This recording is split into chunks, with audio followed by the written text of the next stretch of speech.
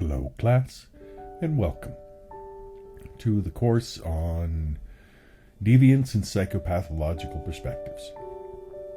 Throughout the semester, we will explore the wonderful fabric of human behavior with a particular focus on the historical perspectives that have shaped our understanding of mental health and deviance.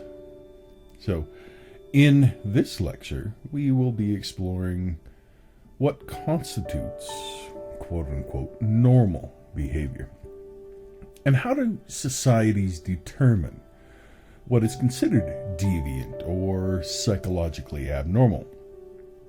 And so I'm going to start off by just kind of walking through what we'll be exploring today.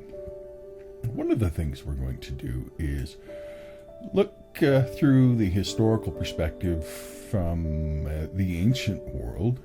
The ancient world is something that I've always had a professional fascination with. So we'll look a little bit at ancient Egypt and specifically in trepanations, and just examine the fascinating and sometimes perplexing practices of ancient Egyptians, including the use of trepanations as a method of treatment.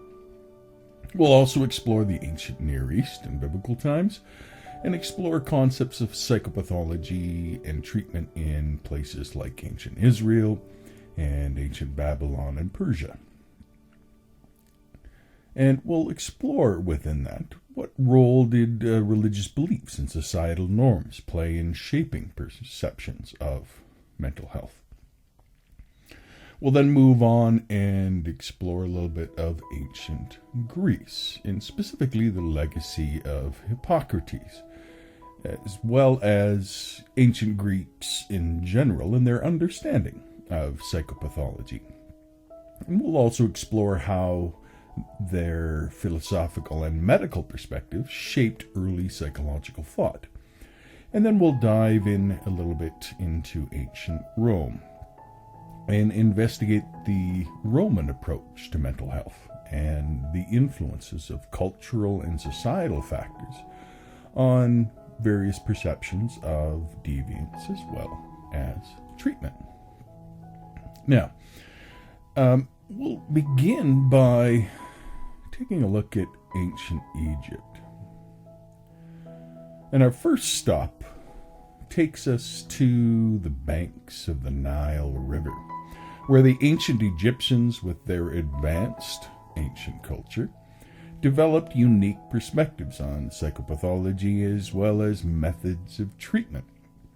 And one of the most intriguing aspects of ancient Egyptian medicine is the practice of trepanations, which is essentially a surgical procedure involving the removal of a portion of the skull. Now, it should be note here that there are legitimate modern reasons for removing the portion of the skull, and we see archaeologically that this is something that was used in the form of trepanations that were performed to treat various ailments. Our assumption is that their ailments included things like head injuries as well as possibly psychological disorders.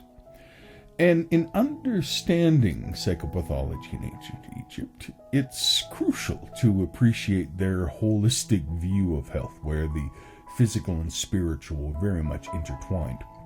And mental well-being was not considered just in isolation, but rather it was part of a broader understanding of the connectedness of the body and soul. And so we see within the treatment methods that extend beyond the physical realm, and sometimes they involve the magical and religious rituals. There are medical papyri, such as the Ibis papyrus, papyri is just basically an ancient plant-based scroll. And this reveals a blend of both empirical observations as well as the cultural mystical beliefs that showcase the complexity of the interplay between what we would call science today and spirituality in addressing mental health concerns. One thing that is clear, though, is that these trepanations, these drilling of holes in the head or cutting of holes in the head, were not always fatal. There are many instances of skulls being found with several holes cut into the head, and then evidence of there being healing from those cuts. So this is something that we need to kind of be mindful of. Did seem to work in some cases, at least. It wasn't necessarily fatal, although it sounds like it would have been. Let's move on now and move into the ancient Near East and explore a little bit of the different beliefs of different groups and cultures within the ancient Near East. Now, in the West Semitic region, what we would call oftentimes ancient Israel, the understanding of mental health was often intertwined with religious and moral frameworks. We see in Leviticus 26 and Deuteronomy 28 the blessings and curses, which have within them basically some images of, if you follow these certain societal patterns, then there will be greater health and prosperity in your society. And so deviance, both in behavior and thought, was frequently interpreted through the lens of these religious teachings. And the Hebrew Bible, for instance, contains references to mental distress and perceived divine punishments, and those verses that I mentioned would be part of that. If we turn now to ancient Babylon, we encounter a society where the divine played a prominent role in both causing and curing mental affliction.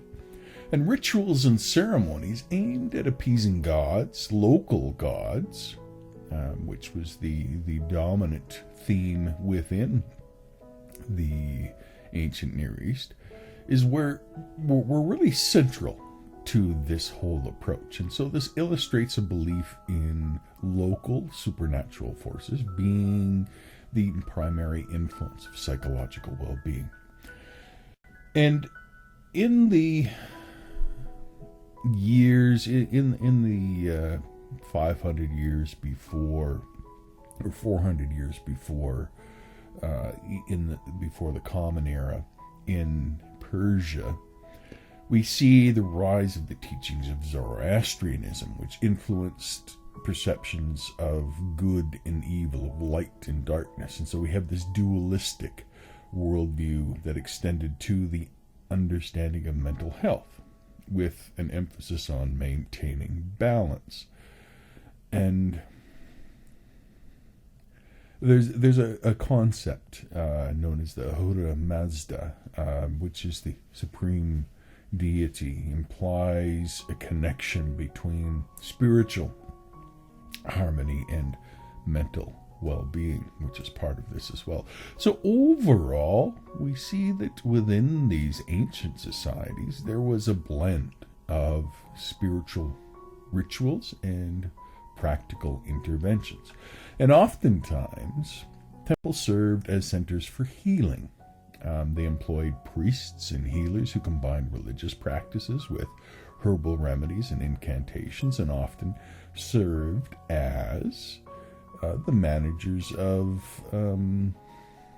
diseased outbreaks, for example, and were, in essence, some ways, the public health officers of a society. That brings us now to the ancient Greece, and they really kind of play a groundwork as well in influencing the early perceptions of how mental illness came about. So we have, for example, Hippocrates and his followers proposed a groundbreaking theory, which basically is considered to be the balancing of the humors, which are the balance of bodily fluids. These humors And when there's an imbalance, it's detrimental to mental and physical health. And so the theory is that there was 4 primary fluids. There's blood and phlegm and black bile and yellow bile. And the body required an equilibrium in these to have sound mind and body. And so there was a distinct move away from the supernatural. The Greeks marked really a shift towards a naturalistic explanation of mental disorders, rather than attributing conditions to divine wrath, although there was in earlier times.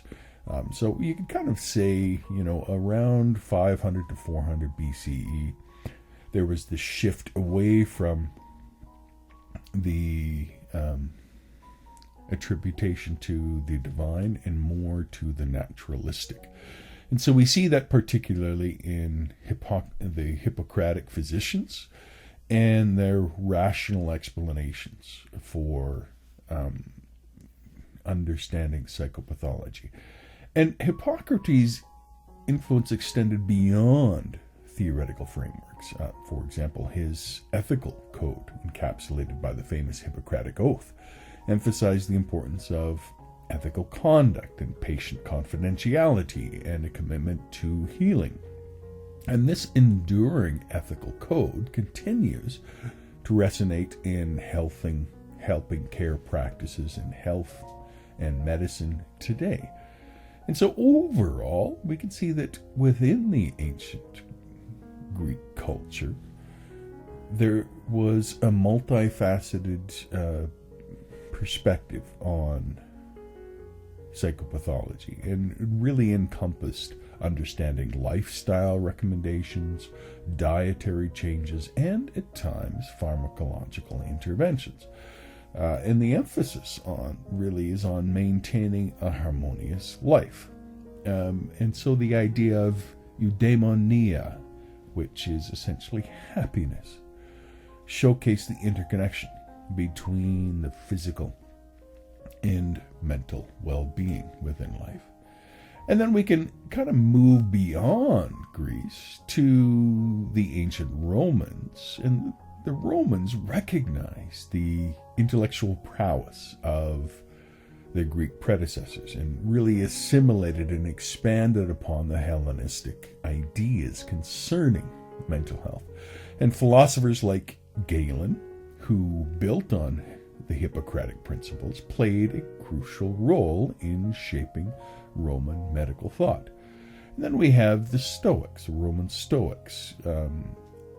We have philosophers like Seneca and Marcus Aurelius that emphasize the importance of rationality and self-discipline and the acceptance of fate in navigating life. And this we can kind of see as being, to some extent, a bit of the notions of what we consider to be cognitive behavioral therapy today. And other physicians began to challenge the humorial theory and of Greece and proposed a more mechanistic approach to medicine. And really this, kind of foreshadows to some extent the interconnectedness between the mental and physical health that we see today. Overall, we can see that Roman physicians employed various treatments. They worked in herbal medicine and therapies and recommended baths and exercise. And so to understand the medical interventions and environmental factors, they saw all of these as playing some kind of role in the overall mental health of the person as well.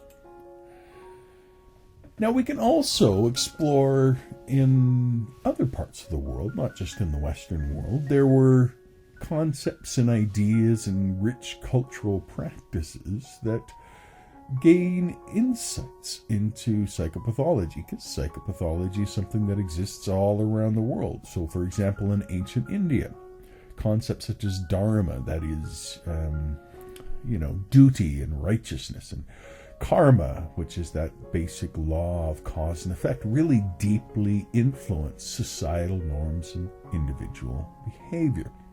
And so mental health was often viewed through this spiritual lens, with an emphasis on righteous living within your role in society, and to consider the consequences of your actions. Then there's also the Ayurveda, which is the ancient Indian system of medicine.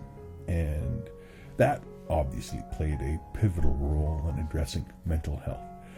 We need to kind of be mindful here that it considered mental well-being as integral to overall health.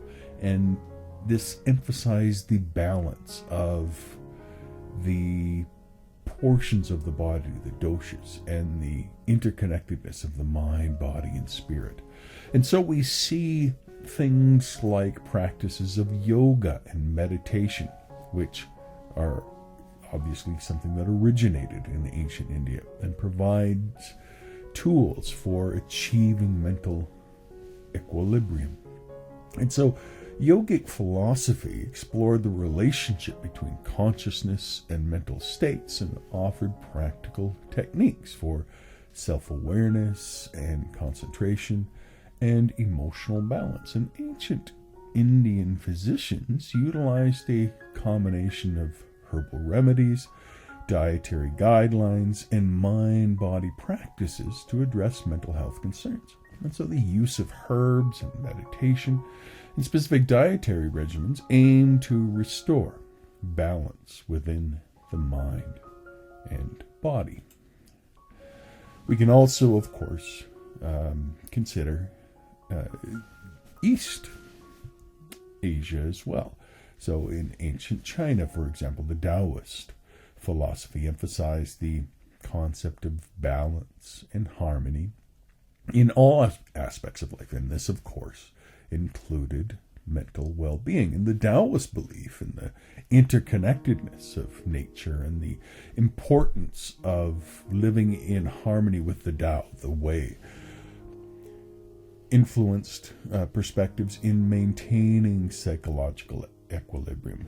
So there's that whole yin and yang imagery that goes on there, where you have this balance between the various forces. And of course, we have Confucius, and the political philosophy of Confucius really was influential in all of ancient China and really underscored the significance of social relationships and social constructs and ethical practices within those social relationships. So there is a responsibility and a care of older brother to younger brother and ruler to citizen and so on, but a hierarchy of respect as well. And mental health is seen as closely tied to one's adherence to the moral principles and social harmony that reflect this communal approach to the support of the structure of society. And then we have the traditional Chinese medicine as well, and the idea of the connection between the mental and the physical, the vital energies, the qi, the balance of the five elements, wood, fire, earth, metal, water, that played a crucial role in understanding and treating mental illnesses. And we can go even further east into Japan with Shintoism and the idea of the Shintoism that shaped perceptions of mental health by incorporating the spiritual elements, so ancestral spirits, and the importance of rituals to maintain harmony within the spiritual world influenced approaches to addressing psychological distress. And within all of this, then of course there's martial arts, which is rooted very much in the East Asian traditions. And these not only served as self-defense techniques, but also as a path to mental discipline. So, for example, Zen Buddhism, with its emphasis on mindfulness and meditation, offered practices to cultivate mental clarity and focus. And overall, you see within all of these traditions the prevalence of things like acupuncture and herbal remedies and meditation techniques to restore balance within a person. And the idea of the integration of these approaches really goes a long way to pointing to the understanding that there was a mind-body connection that was integral to the life of people. And that leads us again back out west into the European Middle Ages. And in the European Middle Ages, the prevailing worldview was deeply influenced by religious Roman Catholic, part of the Roman Empire idea of religious beliefs. And the mental illness was often interpreted through this theological lens, with sin being considered a potential cause. And so the notion of divine intervention as a remedy shaped the understanding and treatment of psychological distress.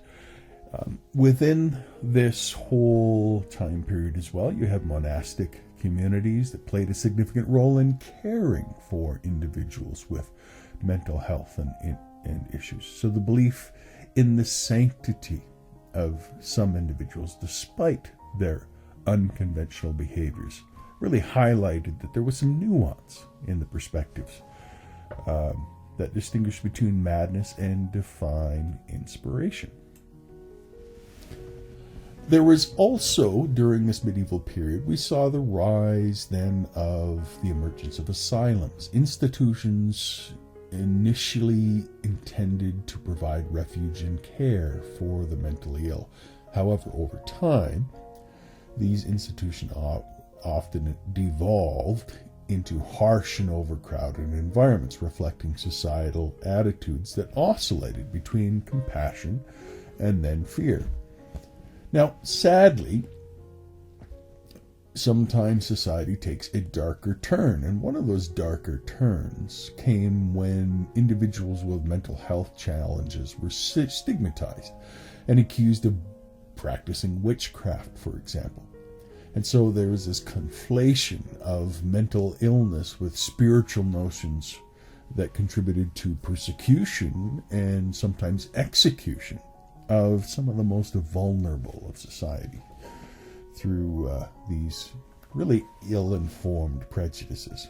And so we need to kind of be mindful that all of these treatment approaches centered around religious rituals and prayers and herbal remedies. And the belief was that the therapeutic properties of certain herbs and the power of divine intervention underscored the intertwining of spiritual and practical elements in addressing mental health.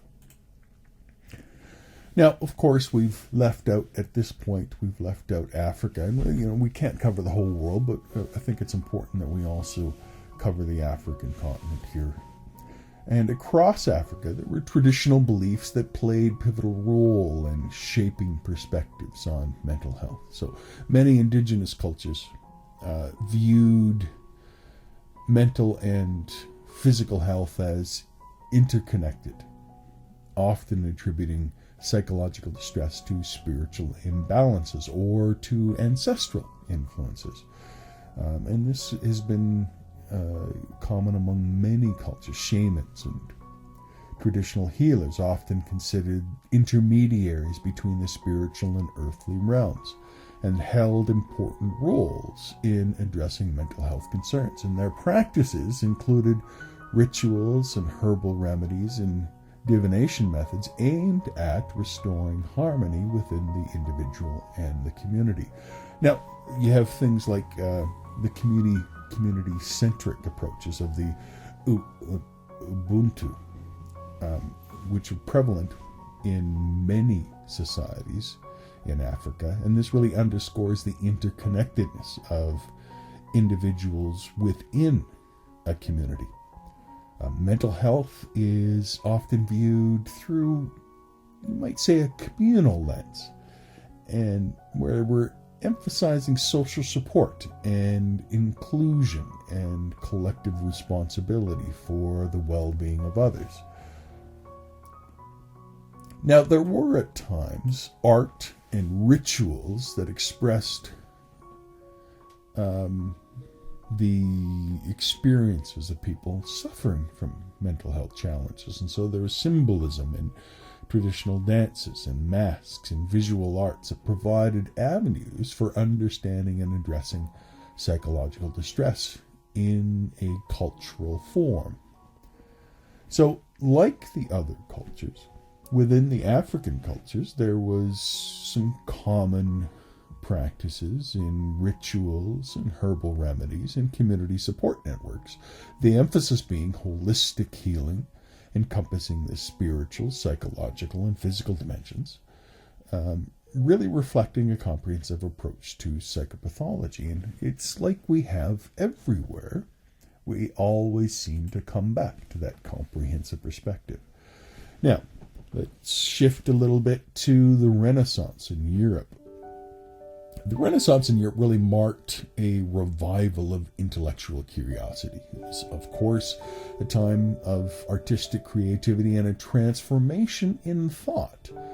And the Renaissance saw a departure, really, from the medieval focus on the divine toward a renewed interest in the human experience. So this is where we get humanistic thinkers, such as Erasmus and Petrarch, and they really emphasized the importance of individual thoughts and feelings and experiences and laid the groundwork for looking at psychopathology from really a more nuanced perspective. And with the Renaissance, we see a resurgence then in the study of anatomy and of medicine. We have dissection and anatomical studies championed by people like Andreas Vesalius that provided some insights into the workings of the human body and really kind of fostered a more scientific approach and moved away from the idea of the spiritual. And then we have people like Paracelsus, that the father of toxicology, who integrated spiritual and alchemical concepts into a medical practice. And Paracelsus really challenged traditional humorial theories and emphasized the interconnection between the mind, body, and spirit to understand psychopathology. And so we start to see, with the Renaissance asylums, an aim, again, a little bit of a shift, an initial aim for compassionate care, but then vacillating back and forth between confinement and control and compassionate care. But overall, there was now a light that perhaps there were possible pharmacological interventions that could help people with mental disorders. And that was really the groundbreaking thing. Now, nothing happened during that time that was really profound, but it was foreshadowing what was coming next. Now, you probably heard about the lunatic, and this is an idea that's been around for a long time, and it's the idea that was particularly prevalent in Europe at this time, that the lunatic is influenced by the moon. And, we know that the moon influences tides, and since ancient times, it's recognized that the moon has cycles of change, that it affects not only tides, but it affects people and their behaviors. And the idea was that it affects some people more than others. And so the term lunatic itself is derived from the Latin word luna, which reflects this historical belief that mental disturbances are somehow linked with the phases of the moon. And so throughout history, astrology and the lunar cycles have been an aspect of exploration. And in the 18th and 19th century, the idea of lunar influences really persisted and influenced the treatment of individuals in mental disorder, with these mental disorders. And some believed that lunar phases could impact the severity of symptoms, leading to practice such as restricting activities during a full moon in the asylums. And that's where you get this, the writers of the time picked up on that and really pulled out the whole idea of the werewolf that comes out at the full moon. And it was really just diving into part of the societal psyche at the time. Now, while the moon's influence and the belief in the moon's influence persisted in certain practices, we see in the 20th century that we made finally significant strides in the scientific understanding of mental health. And there was advances finally in psychiatry and psychology and neuroscience that prompted the shift towards more evidence-based practices that challenged the reliance on lunar-based beliefs in mental health. Now, with the Enlightenment, we see again this marked shift in the intellectual enlightenment and rationalism. So we have thinkers like René Descartes that emphasized reason and systematic inquiry, and that paved the way to a more scientific approach to understanding the mind and mental health. And during the 18th century, the classification of, there was, at this time, there was finally some people that were really interested in doing a good scientific study of mental health. And so we have this classification of mental disorders known as nosology that started to gain traction. And an influential figure, someone like Philippe Pinel, who contributed to the categorization and systematic study of psychiatric conditions, laying the groundwork for our modern diagnostic approaches. And in the late 18th and early 19th century, we saw the rise of the moral treatment movement, which began to advocate for more humane and compassionate care for the mentally ill. And we have pioneers like William Tuke and Dorothy Dix that promoted the idea that moral and supportive environments can contribute to the healing of mental disorders.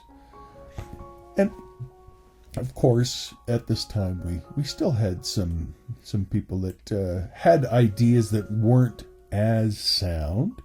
And that's just the nature of moving ideas along. So, for example, there was phrenology, the pseudoscience in the 19th century, that proposed that specific mental traits and personality characteristics could be determined by examining the shape of an individual's skull.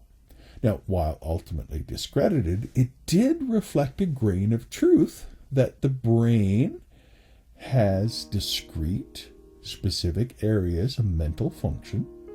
And so there was some ideas that were kind of true here, which was a profound shift. And we also see in the 19th century the formalization of psychiatry as a specialized medical discipline. We have figures like Emil Kraepelin, who contributed to the development of psychiatric classifications and the differentiation between various mental disorders, laying the foundation for our modern psychiatric practice. So while early modern periods witnessed the establishment of asylums for the mentally ill, the conditions within these institutions really varied wildly. But there was finally a widespread movement towards humane approaches. Again, this still varies wildly and vacillates back and forth depending upon individuals and society, but it was a step forward. So I want to kind of now formally move to the 20th century. And as the 20th century unfolded, we start to see a nuanced understanding of psychopathology that began to emerge, marked by the differentiation between neurotic and psychotic disorders. So you can think of neuroticism as emotional disruptions, but a person is still in touch with reality. And then the psychotic, where they're out of touch with reality, where they're seeing and hearing things that nobody else can see or hear. So the concept of neuroticism really gained prominence in the early 20th century and really represents a category of functional disorders. Neurotic disorders were characterized by distressing symptoms such as anxiety and depression and obsessive-compulsive disorders, and these conditions were considered by many, and rightly so, less severe than psychotic disorders, and were often thought to originate from unresolved conflicts within the inner mind. And this is really largely under the influence of psychoanalytic theory, particularly from Sigmund Freud and his group. And this played a pivotal role in shaping the understanding of neurotic disorders, because Freud emphasized the unconscious and unconscious conflicts and defense mechanisms and the impact of early experiences that contribute to the exploration of psychological roots of neurotic symptoms. And in contrast to neuroticism, psychosis really represents a category of disorders marked by this loss of contact with reality. So you can think of psychotic disorders include conditions such as schizophrenia, where a person experiences hallucinations and delusions and disturbances. And so with all of this, we see that there is a shift towards beginning to distinguish between the different types of disorders, as well as move towards a descriptive and more empirical approach. So the early 20th century witnessed the shift towards more empirical and systematic approaches in the diagnosis, and that lays the foundation for our modern diagnostic criteria that became increasingly standardized, paving the way for the development of structured interviews and rating scales in order to assess and classify mental disorders, so that no matter who was examining the individual, they would all be able to come up with the same diagnosis. And then as we step fully into the 20th century, we see that in the early 20th century, we have this revolutionary ideas of Freud and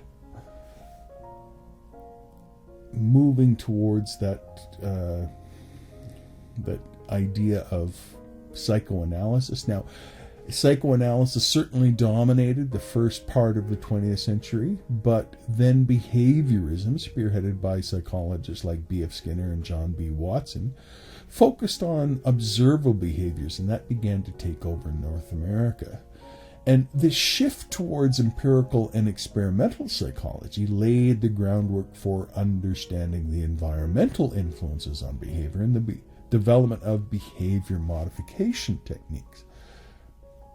And with all of these changes, we see that in the mid-20th century, there was a shift towards deinstitutionalization. Now, there's a lot more to that than just the societal shift. There was some groundbreaking treatments that came out, but there was really a movement towards advocates to provide community-based care and to reduce the stigma associated with mental illness.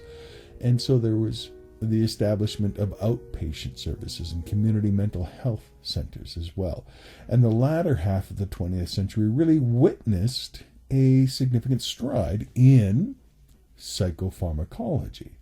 And the development of psychiatric medications such as antipsychotics and antidepressants really revolutionized the treatment of mental disorders and contributed to the idea of the medical model of psychiatry.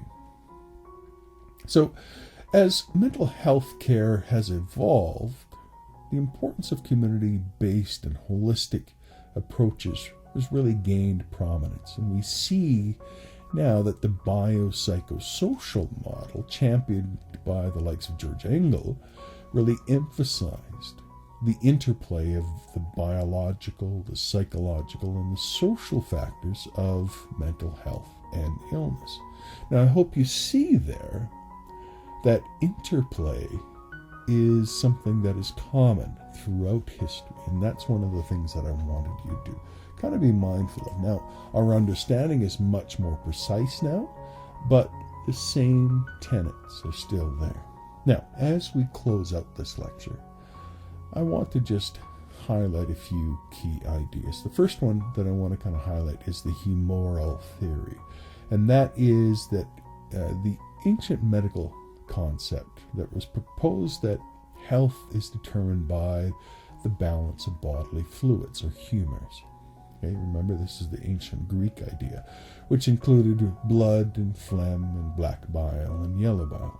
It's an important thing historically to just be mindful of. While it wasn't specifically true, there was a concept there, a general concept that the biology impacts the psychology, and that is something that I think is important. The next term that I want to highlight is nosology.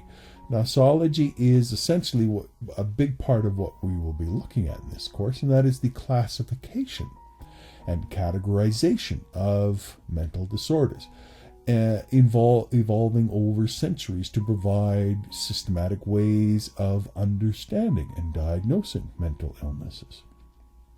And then I want you to be mindful of the term neuroticism. Okay? This was a term used in the early part of the 20th century to describe functional disorders characterized by distressing symptoms such as anxiety and depression and obsessive compulsive behaviors. But the person was still in touch with reality, whereas psychosis is a category of mental disorders that involves a loss of contact with reality, often marked by hallucinations and delusions and disturbances of thought. I also want you to be mindful of the reality that we live in today of the deinstitutionalization, where there's a movement in the mid-20th century that advocated for the closure of many large psychiatric institutions and the transition to community-based healthcare. And I'm going to close with one final question. Which movement in the mid-20th century advocated for the closure of large psychiatric institutions and the transition to community-based mental health care? Well, I just talked about it, the deinstitutionalized movement. There you go. Hope you enjoyed this lecture, and I will see you next week as we continue on our exploration of deviance and psychopathological perspectives. You take care. Goodbye.